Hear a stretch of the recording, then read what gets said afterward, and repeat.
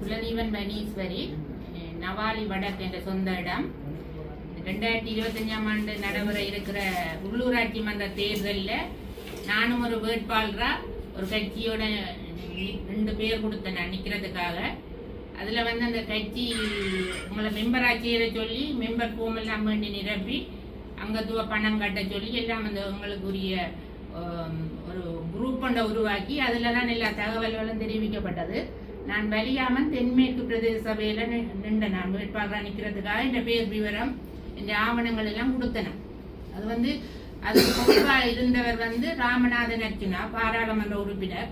அவரெல்லாம் ஊடகத்தில் தான் எல்லாம் சொல்லி ஊடகத்தில் ஒரு தம்பியை அறிமுகப்படுத்தி விட்டவர்.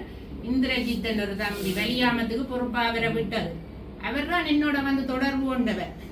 என் நம்பர்ல அவர் தான் முதல் தொடர்பு கொண்டு இப்படியே நீங்க எங்களோட நிக்கிறீங்களோண்டு கேட்க நானும் என்னண்டா அவரை நம்பி எல்லா மக்களையும் மாரி நானும் அவரை நம்பினேன். என்னண்டா பாராளுமன்றத்துல போய் எல்லாத்தையும் கதைக்கிறேன். அப்ப எங்களோட ஊர் மக்களோட பிரச்சனையும் அவர் மூலம் கொண்டுடலாம் என்ற ஒரு நம்பி நானும் அதுல சேர்ந்து கேட்போம்னு சொல்லி ஓமன்னு சொல்லி எல்லாத்தையும் கொடுத்தனாங்க. கொடுத்த டைம்ல அவை அந்த குரூப்பை உருவாக்கின உடனேயே நாங்கள் கருத்து போட முடியாம குரூப்பை அவை முக்கியமான அவை 3 பேரும் தான் அதுல போடலாம். அர்ச்சுனாவும் கௌசல்யா அந்த லட்சியன் என்ற தம்பி 3 பேரும் தான் அதுல கருத்துக்கள் அவைய இதுகளை மட்டும்தான் போடினா உங்களோட கருத்துக்களை கேட்கறதுக்கு எங்களுக்கு அதுல தண்டைக்கு எனக்கு ஒரு லைட்டா அதுலயே சந்தேகம் வந்துட்டுது. ஏனுமே எப்படி மறைக்கணும் அதை நாங்கள் எங்களோட கருத்தை வெளியிட முடியாம இருந்தது. அப்ப எங்கள்கிட்ட அந்த தம்பி தான் எல்லா ஆவணங்களையும் வாங்கிட்டு போறார். சைன் எல்லாத்தையும் எங்கள்கிட்ட வேண்டிட்டு போனேன். நான் அப்ப கேட்கிறேன் தம்பி நாங்கள் இதை உதவி செய்யணுமோ சொல்ல இல்லையா கதவை இல்லையா நான் அப்ப அவரை நாங்க சந்திக்கணும். இப்ப உங்களை சந்திப்பேன் எல்லாத்தையும் நான் கேட்கிறேன். கேட்க சொன்ன இல்லையாக்கா அவர் நேரம் இல்லாம ஓடி திரியிறாரு. ஆனா ஊடகத்துலதான் சொல்றாரு ஆக்கள் இருக்கணும்னா ஆக்கள் பற்றாக்குறை இருந்தது. ஆக்கள் பற்றாக்குறை நான் ஓடி திரிகிறேன் 100 கீழ ஓடி இந்த பக்கத்துல நான் வடக்கு கிழக்குக்கெல்லாம் போய் கேட்கிறேன். செய்யக்கூடிய பிள்ளைகள் இருக்கணும் பொம்பளை பிள்ளை எல்லாம் கேட்க ஓமண்டு சொன்ன பிள்ளை அடுத்த நாள் அந்த உறவினர்கிட்ட விசாரிச்சிருக்கிறான்.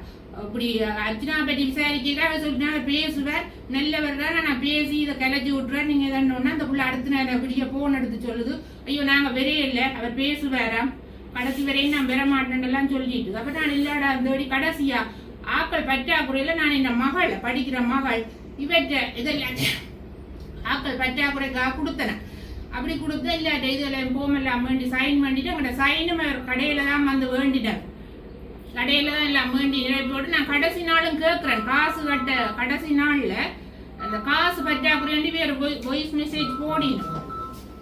வாய்ஸ் மெசேஜ் சொல்லி போட்டவ காசு பற்றாக்குறையா இருக்கு எல்லா வேட்பாளரும் காசை போடும்போ காசு பற்றாக்குறையா இருக்குன்னு கடைசி நாள் 19ஆம் தேதி தான் முடிவு டேட் அதுக்கிடையில போடும்போ நீங்க வேட்பாளரா இல்லாத பட்சத்துல இந்த காசு திருப்பி தரப்படும். நானும் என்ன செய்தேன் உடனே காசு இல்லையா உடனே மாறி கொண்டு போய் 5000 ரூபாய அக்கௌண்ட்ல அந்த லட்சியன் தம்பி தன் அக்கௌண்ட் நம்பர் எல்லாத்தையும் குரூப்ல போட்டிருந்தவர் கொண்டு போய் அந்த காசு 5000 ரூபாயும் போட்டுட்டு வந்தேன். அப்ப காசு நாங்கள் இன்னத்துல பாக்குறோம்டா இந்த கட்சி இது எல்லாத்தையும் அவர் யூடியூப்ல தான் பார்க்க வேண்டி கிடக்கு. ஊடகத்துல எல்லாத்தையும் சொல்றாரு அதை பார்த்து தான் தெரிய வேண்டி கிடக்கு. கடைசி நாளும் அந்த முதல் நாள் சைன் பண்ணிக்கே கேட்கிறேன் தம்பி நாம வெறவணும் இல்லோ வெற தேவையில்லை இல்லையாக்கா நீங்க வெற தேவையில்லைன்னா அந்த தம்பி எல்லாத்தையும் சொல்லி போட்டு வேண்டி கொண்டு போயிட்டு கடைசியா என்னண்டா அந்த 12 மணி ரிஜெக்ட் டேட் முடியுது 20ஆம் தேதி க்ளோசிங் டேட்ன்றது எங்களுக்கு தெரியல. அப்ப இரவு 6 மணிக்கு யூடியூப்ல அர்ஜுனாண்ட யூடியூப்ல வருகுது பார்த்தா ரிஜெக்ட் சொல்லப்படுது வலியாமன் ரிஜெக்ட் எனக்கு பெரிய ஒரு இடி விழுந்த மாதிரி தலையில.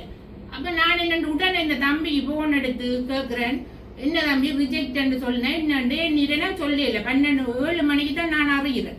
அப்ப எடுத்து கேட்டா ஓமாக்கா ஃபைல் ஒன்றும் அங்க குடுபடை இல்லை நாங்கள் யூஎஸ் கோட்டல்ல அவர் கௌசல்யா இரவு 7:30க்கு தங்களுக்கு நிக்க சொல்லி தங்களுக்கு மெசேஜ் அனுப்பினவா காலமே நில்லுங்கோண்டு நாங்கள் 3 பேர் வலிகாம மேற்கு வடக்கு தென்மேற்கு 3 இதுல பொறுப்பா நின்றது. அவைய 3 பேரும் தாங்கள் யூஎஸ் கோட்டல்ல காலை மேல இருந்து வெயிட் பண்ணினது. இவ 11:45 வரையும் வெறைய இல்லையா கூப்பிட வெறைய இல்லையன்றதும் தாங்கள் வந்து கடைசியா ஒன்னும் செய்யலாம அந்த ஃபோமோல தாங்கள் எல்லாம் நிரப்பி ரெடியா பண்ணி வச்சிருந்ததா 11:45 அடிக்கிற டாக்டருக்கு அடிக்க அவர் சொல்றாரு உங்க செய்றீங்க வாங்க கொண்டு 11 அப்ப நாங்க 11:45 போய் நீங்க என்ன செய்ய முடியும் அங்க அங்க கொண்டு போனா அங்க ஃபைல் உள்ளுக்கு போகவே இல்லை. 12 மணிக்கிட்டே ஆச்சு. ஜூஎஸ் ஹோட்டல்ல இருந்து இப்ப கச்சேரிக்குள்ள போகவே 12 மணி ஆயிடும். அப்ப 12 மணி கொண்டு எப்படி கொடுக்குறதுன்னு நான் வேற பேசி போட்டு 3 பேருக்கு எல்லாருக்கும் வாய்ஸ் மெசேஜ் போட்டு விட்டேன். இப்படித்தானே எங்களுக்கு பதில் சொல்லுங்க, இதை நான் சும்மா விட போறது இல்லையண்டு நான் டென்ஷன் ஆகி கட்டி போட்டு அவர் பிரகாஷ் என்றவர் வடமராட்சிக்கு இதா இருக்கிறார், கருத்துறை இதுல வேட்பாளராக இருக்கிறவர். அவர் தான் என்ன முக்கியமா இதுக்குள்ள கொண்டு வந்ததை அவர் நீங்க நில்லுங்க, நான் ஆட்கள் பற்றாக்குறேன் சொல்றேன். நான் நம்பி நிக்க இல்லை, எனக்கு வேணாம், எனக்கு வேற ஒரு இதுல நான் எனக்கு வெறும் வாய்ப்பு. இது மக்கள் என்ன என்ற முகத்துக்கு போடுற ஓட்டு நான் இந்த ஊர் மக்களுக்கு செய்யணும்ன்றதுக்காக தான் இதுக்கு நிற்கணும். இல்ல நில்லுங்க, ஆக்கள் இருக்கணும், நீங்க இதண்டாதீங்க நிக்கணும். நாங்க பார்த்தா ஒரு தரம் இல்லை, அவருக்கு ஒரு தரம் அதுக்கு பிறகு போன் அடிக்கணும்ல நாங்கள் எடுக்க. அப்ப நான் என்ன செய்தேன்டா, அடுத்த நாள் பேசி போட்டு வச்சுட்டேன். அடுத்த நாள் தேர்தல் ஆணையாளர்கிட்ட போனேன். வெள்ளிக்கிழமை போய் அவ்வளவு அங்க போகத்தான் முழு உண்மையும் எனக்கு தெரிய வந்தது. இப்ப ஃபைல் கொடுக்கவே இல்லை, அங்க உள்ளுக்கு போகாம இல்ல, ரிஜெக்டும் இல்லை. ஃபைல் உள்ளுக்கு போனா தானே ரிஜெக்ட்னு சொல்லுவீங்க. கேட்டேன், நம்ம கடிதம் எதன் கொடுத்தனீங்களோ சார்? இல்ல, ஏனண்டா அர்ஜுனாவை கூப்பிட்டு தேர்தல் ஆணையாளர் ஒரு 2-3 நாளைக்கு முந்தையே காசு கட்ட போன இடத்த அப்பெல்லாம் விளங்கப்படுத்தி இருக்கிற தேர்தல் ஆணையாளர். இப்பெல்லாம் நீங்க உங்களோட தனி பேர்ல காசு கட்ட முடியாது, சுயேட்சை குழுவில் தான் இதோணும். அப்ப தனித்தனி இது பாராளுமன்ற தேர்தல் மாதிரி இல்ல, உள்ளூராட்சி தேர்தல் இந்த சட்ட திட்டங்கள் வேற. அப்ப அதால நீங்க கட்ட முடியாத காசு. அப்ப 2 பேரையும் நிறுத்தி வச்சு வடிவ கௌசல்யாவையும் ராமநாதன் அர்ச்சனாவையும் வச்சு விளங்கப்படுத்தி இருக்கிறேன். அப்ப ராமநாதன் அர்ச்சனாட்ட நான் ஒரே ஒரு கேள்வி கேட்கிறேன், நீங்கள் இவ்வளவு விவரமான நீங்கள் பாராளுமன்றத்தில் இந்த பட்ஜெட்டுக்கு எல்லாம் புத்தகம் படிச்சு விளங்கப்படுத்துறீங்க, இந்த ஒவ்வொரு டிசிசி மீட்டிங்க போய் ஒவ்வொரு அதிகாரியும் கேள்வி கேட்கறீங்க. உங்களுக்கு தெரியாத இந்த ஒரு சின்ன விஷயம், போம் நிரப்புறது எப்படி, ஆக்கள் காசு கட்டிடுறது எப்படி, உங்களுக்கு வடிவா செய்ய முடியும். 4 நாளைக்கு முந்தைய உங்களுக்கு இந்த விவரம் எல்லாம் தெரிஞ்சிருக்கு. அப்ப உங்களை கூப்பிட்டீங்களா? நாங்க உங்களை நம்பி நின்ற வேட்பாளர்களை ஒரு இடத்த கூப்பிட்டீங்களா? கூப்பிடல, திட்டமிட்டு ரிஜெக்ட் பண்ணி இருக்கிறீங்க வெளியாமத்தை. நான் அப்படித்தான் சொல்றேன். நான் இன்றைக்கு வந்தது இந்த மக்கள் இவரை நம்பி இருக்கிற மக்கள். நான் எனக்கு 2 வாய்ப்பு கிடைச்சது, நான் அதை விட்டுட்டு இங்க வந்து இவையோட நின்றது.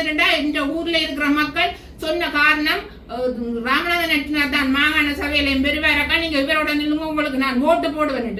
அப்ப ஒவ்வொரு குடும்பத்திலும் 20 ஓட்டு நான் மக்கள் சொல்றதான் கேட்டு வந்தேன். ஆனா இன்னைக்கு அந்த மக்களை நீங்க ஏமாத்துறீங்க. நீங்க ஏமாத்த நாங்கள் இனி நான் ஏமாந்துட்டேன், பரவாயில்ல. அந்த மக்களை ஏமாற விடக்கூடாதுக்காக தான் நான் இந்த வந்திருக்கிறேன். சரியோ, நான் அவ்வளவு தூரம் அவங்களை ஏமாத்தி போட்டீங்க. நீங்க அவ்வளவு உங்களுக்கு ஒரு ஃபோன் நிரப்புறது இல்ல, உடனே கூப்பிட்டு எங்களை கதைச்சு வடிவாத நிரப்பி, சரி டைம் பார்த்தாண்டா இல்ல, உங்களுக்கு பேட்டி கொடுக்கறதுக்கு அவ்வளவு டைம். ஒவ்வொரு நாளும் வந்து 2 போட்டு பேட்டி கொடுக்கறதுக்கு எடுக்கிற டைம் எங்களை கூப்பிட்டு கதைச்சு ஒரு ஃபோன் நிரப்புறதுக்கு எடுத்துருக்கலாம். முதல் அனுபவம் சொல்லி தட்டி கழிக்கிறீங்க, ரிஜெக்ட் சிம்பிளா சொல்லிட்டு போறீங்க. உங்களுக்கு இந்த தேர்தல் முக்கியம் இல்ல, ஆனா எங்களுக்கு கிராமங்கள் மட்டங்கள் இருக்கிற எங்களுக்கு இது முக்கியமான தேர்தல்.